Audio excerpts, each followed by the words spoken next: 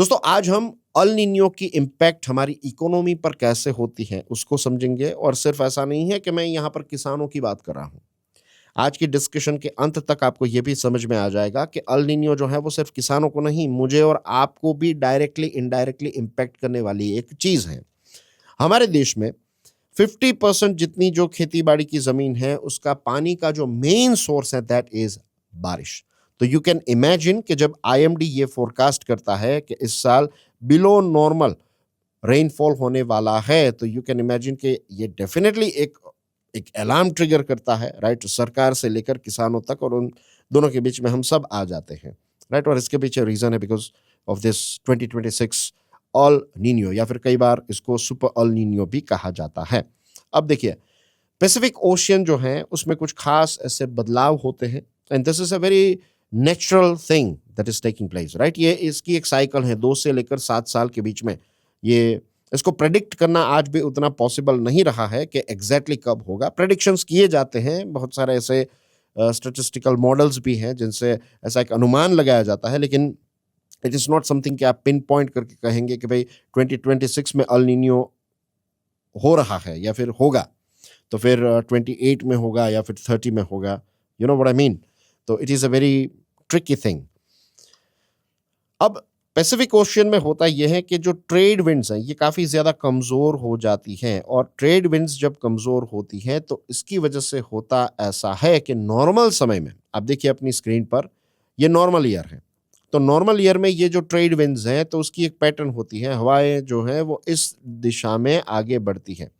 तो सरफेस पर जो पानी है पैसिफिक ओशन में, और हम यहाँ पर बात करें ये इक्वेटोरियल रीजन का, और ये सारी चीज़ें अगर आपको डिफिकल्ट लग रही है कि मैं क्या बात कर रहा हूँ, कुछ समझ में नहीं आ रहा है, पैसिफिक ओशन कहाँ पर है, इक्वेटोरियल यानी कि क्या, दैट मीन्स कि आपको एनसीईआरटी को बहुत अच्छी तरीके से पढ़ना पड़ेगा, समझना पड़ेगा, राइट? ये बहुत ही बेसिक चीज़ें हैं जियोग्राफी की। 6th 7th स्टैंडर्ड की किताबें आप पढ़ेंगे तो भी आपको ये चीज़ जो है वो अच्छे से समझ में आ जाएगी। यू कैन इमेजिन कि ये पृथ्वी का एक ऐसा बेल्ट है जहाँ पर सबसे ज़्यादा धूप गिरती है, and that's why you find के, देखिए यहाँ पर हमारे देश में यहाँ पर आएँगे तो यू विल फाइंड के बहुत ज़्यादा गर्मी है, जैसे-जैसे नॉर्थ में जाएँगे तो ठंडियाँ बढ़ने लगती हैं, इज़न्ट इट? तो same thing happens in this part of the world as well. यहाँ पर बहुत सारी बर्फ और ये सारी चीज़ें, और यहाँ पर सारे गर्म देश आपको देखने को मिलते हैं। ओके, इससे ब्रीफली मैं नहीं समझा सकता।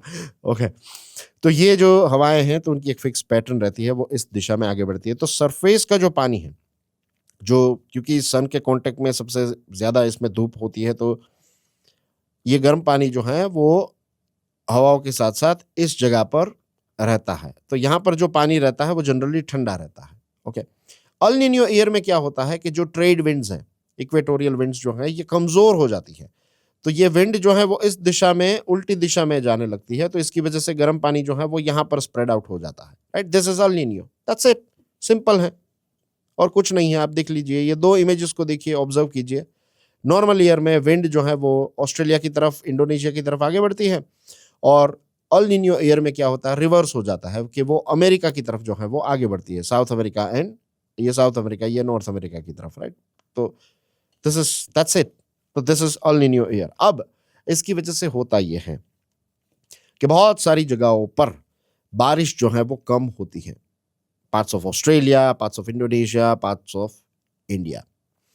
अब इसकी वजह से होता यह है कि जो क्रॉप की पूरी जो साइकिल है, राइट, सोइंग साइकिल जो है, तो उसका एक लिमिटेड विंडो रहता है ना, कि आपके पास कुछ समय रहता है जब आपको दाने और सारी चीज़ें जो है वो स्प्रेड आउट कर देनी है अपने खेत में, फिर बारिश होगी और फिर वहाँ से फसलें उगेगी। तो ये विंडो जब डिस्टर्ब हो जाती हैं, और उसी के साथ साथ क्योंकि गर्मियाँ अभी भी चल रही हैं, तो इससे होता यह है कि आपकी जो सॉइल है उसका जो मॉइस्चर है वो भी बहुत फटाफट ड्राई हो जाता है, यानी कि खेती बाड़ी में तो बहुत बड़ा नुकसान आता है। और ख़ास करके अगर हम ये सारे क्रॉप्स की बात करें, चावल की बात करें, पल्सेस हैं, ऑयल सीड्स हैं, फिर कैश क्रॉप आ गए, तो ये सारे अलग-अलग जो क्रॉप्स हैं और उनकी जो साइकिल है, उस पर एक डायरेक्ट इम्पैक्ट आती है, प्रोडक्टिविटी डाउन होती है। तो इसकी वजह से होता ये है कि प्राइसेस बढ़ जाती है, डिमांड और सप्लाई में मिसमैच आ जाता है, और डिमांड और सप्लाई में जब मिसमैच आता है, तो फिर जो एक साधारण व्यक्ति जो है उसका बजट लेट्स से हर महीने 5,000 का है, राइट? 5,000 में उसका घर जो है वो चल जाता था, ठीक-ठाक चल जाता था, ठीक है? वो of course luxurious item purchase नहीं कर पाएगा, लेकिन जीवन चल रहा था। अब चीज़ें महंगी हुई तो उसको चीज़ों में कट डाउन करना पड़ेगा। कम चावल खरीदेगा, कम पल्सेस खाएगा, राइट? तो प्रोटीन का सोर्स उनका मेन पल्सेस है, तो वो दालें जब कम जाएगी अब उसके पेट में, तो उसके न्यूट्रिशन पर इफेक्ट आएगी। न्यूट्रिशन से उसकी वर्क प्रोडक्टिविटी, उसकी हेल्थ पर लॉन्ग टर्म इम्पैक्ट्स आ सकती है। तो इसकी एक बहुत लंबी चेन जो है, एक चेन ऑफ इवेंट्स जो है वो इससे स्टार्ट हो जाते हैं।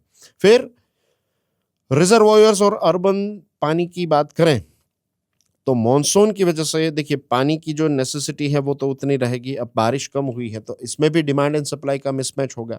और अर्बन एरिया में आप जानते हैं कि अब इतनी सारी कंक्रीट की जो पूरी दीवारें और पूरे सिटीज बनते जा रहे हैं, तो पानी जो है वो जमीन तक पहुंचता भी नहीं है, रन ऑफ हो जाता है।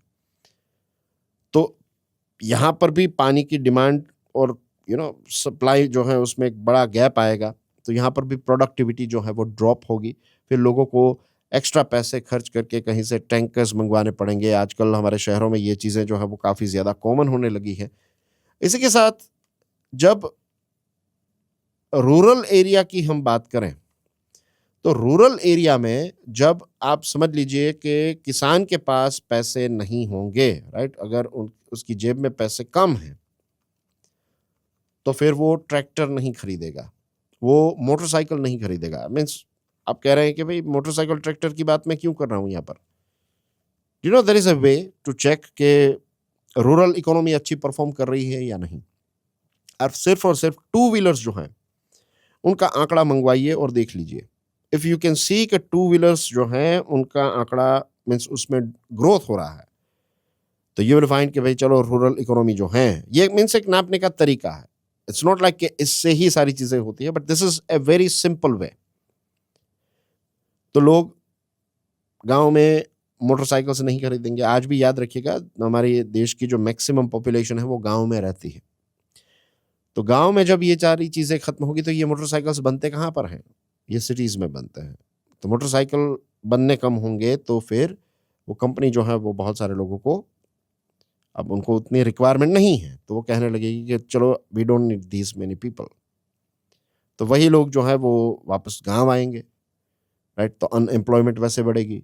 फिर साबुन, तेल, बहुत सारी चीज़ें जो छोटी-बड़ी फैक्ट्रीज़ में बनती हैं या फिर उनके जो इंग्रीडिएंट्स बनते हैं, तो ओवरऑल क्योंकि लोगों के जेब में पैसे कम हैं, नुकसान बहुत ज़्यादा हुआ है, तो फिर वो सारी चीज़ें जो हैं वो खरीद नहीं पाएँगे। तो एक के बाद एक इंडस्ट्री जो है, उस पर इसकी इम्पैक्ट हमें देखने को मिलती है। और ये सारी चीज़ें जस्ट एंड जस्ट सिर्फ बारिश की इतनी ताकत है, जस्ट इमेजिन, राइट? फिर बारिश कम हुई है तो हाइड्रो पावर प्लांट्स जो हैं वो आपके मैक्सिमम कैपेसिटी पर काम नहीं करेंगे। पानी जो है वो नदी में कम हुआ है, तो फिर आप और ज़्यादा थर्मल पावर का इस्तेमाल करेंगे। थर्मल पावर का इस्तेमाल करेंगे तो और ज़्यादा पॉल्यूशन भी बढ़ेगा। इसके साथ-साथ ओवरऑल फ्यूल की प्राइस जो है वो भी ज़्यादा हो जाएगी। और इससे फाइनली होगा ये कि जो हमारी आरबीआई है, मॉनेटरी जो पॉलिसी है, उसमें बदलाव करने पड़ेंगे और इसकी इम्पैक्ट जो है वो सेंट्रल गवर्नमेंट पर भी हमें देखने को मिलेगी और फिर राज्य सरकारों पर भी हमें देखने को मिलती है। अभी जो लेटेस्ट अपडेट्स आई है तो वो ये भी है और एक पैटर्न भी देखने को मिली है कि ओवरऑल रेंज जो है उसमें रिडक्शन देखने को मिलेगा, लेकिन कुछ जगहों पर एक्सट्रीम लोकलाइज्ड इवेंट्स भी हमें देखने को मिलते हैं। कुछ जगहों पर बारिश बहुत कम होगी तो कुछ जगहों पर बहुत ज़्यादा बारिश होगी। तो आज की जो हमारी नई रियलिटी है वो ये है कि कुछ जगहों पर क्लाउड बर्स्ट्स होते हैं, कुछ जगहों पर बाढ़ आती है, कुछ जगहों पर लैंडस्लाइड्स होती है और कुछ जगह पर सूखा पड़ता है। And we need to prepare this thing. Means we need to prepare ourselves for this sort of events. ये कितने समय से ये पैटर्न जो है वो चलती आई है, राइट? और क्लाइमेट रेजिलिएंट एग्रीकल्चर की आवश्यकता, हमें क्रॉप में डाइवर्सिफिकेशन करना पड़ेगा, हमारी खाने पीने की आदतों में भी बदलाव लाना पड़ेगा। मीन्स ये सारी चीज़ों को लोग इतना ज़्यादा सीरियसली नहीं लेते हैं, बट ये सारी चीज़ें एक समय पर आउट ऑफ कंट्रोल भी होने के चांसेस हैं। और ये जो अल नीनियो जैसी सिचुएशन है ये डेफिनेटली एक नेचुरल फिनोमिना है, लेकिन नेशनल क्राइसिस में ये तब्दील ना हो, ये टोटली हमारे कंट्रोल में है। क्रॉप डाइवर्सिफिकेशन किया जा सकता है, राइट? पानी को कंजर्व किया जा सकता है, फिर कंटिंजेंसी मेजर्स लिए जा सकते हैं। There are so many things that we can do जो अल नीनियो है वो हमारे कंट्रोल में नहीं है, लेकिन उसकी वजह से आने वाली बहुत सारी ऐसी इम्पैक्ट्स ऐसी हैं, सारी नहीं लेकिन बहुत सारी, जिनको हम भले ही कंट्रोल ना कर सके, लेकिन उसके लिए एक बहुत ही इंपॉर्टेंट शब्द है, that is we can at least mitigate the challenge. Earthquake को मैं और आप नहीं रोक सकते, लेकिन अर्थक्वेक के सामने एक मिटिगेशन का स्टेप जो लिया जा सकता है वो ये है कि जहां पर पॉसिबल हो वहां पर हम मजबूत बिल्डिंग्स बनाएं, सिस्मिक जोन के हिसाब से बिल्डिंग्स बनाएं, right? So same thing applies here as well, कि we need to prepare ourselves as a country, as every single individual, कि इस प्रकार के इवेंट्स जो हैं वो आते रहेंगे और आने वाले समय में ये कहा जाता है कि ये और ज्यादा सीवियर होने वाले हैं। तो आज से इसकी प्रिपरेशन जो है ना, आई वुड से कि स्कूल लेवल से इसकी प्रिपरेशन जो है वो, घर लेवल से और स्कूल लेवल से इसकी प्रिपरेशन जो है वो स्टार्ट हो सकती है। बट एनीवेज, आज की जो हमारी डिस्कशन है उससे आपको ये एक बहुत ही गहरा रिलेशन जो है इस जियोग्राफिकल इवेंट और हमारी इकोनॉमी का वो समझ में आया होगा। And that's basically everything from my side. Thank you very much. God bless you all. जय हिंद।